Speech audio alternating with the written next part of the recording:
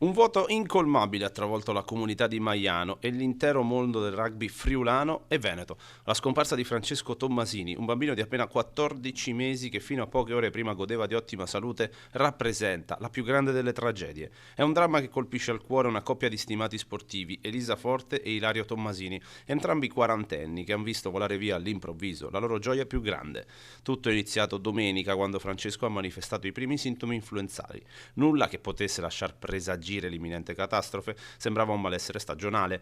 Tuttavia, nella giornata di lunedì la situazione è peggiorata, il bambino ha smesso di mangiare e l'apprensione dei genitori è cresciuta, così in serata la corsa al pronto soccorso di San Daniele. Lì i medici hanno compreso subito la gravità del quadro clinico e attivato le procedure di stabilizzazione prima di disporre il trasferimento all'ospedale di Udine.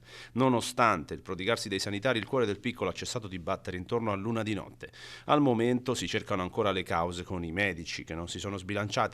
Cambia poco, dice il papà riguardo l'esito finale che ha devastato la giovane coppia.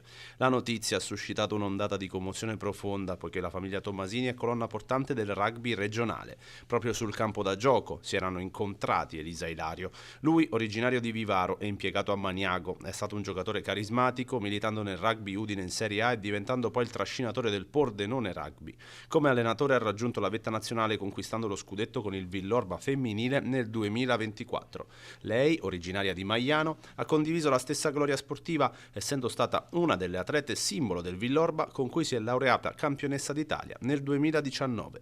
Oggi queste due comunità sportive si stringono attorno a una madre e a un padre che attendono risposte dagli esami clinici mentre affrontano l'ingiustizia di un destino che ha strappato loro Francesco troppo presto.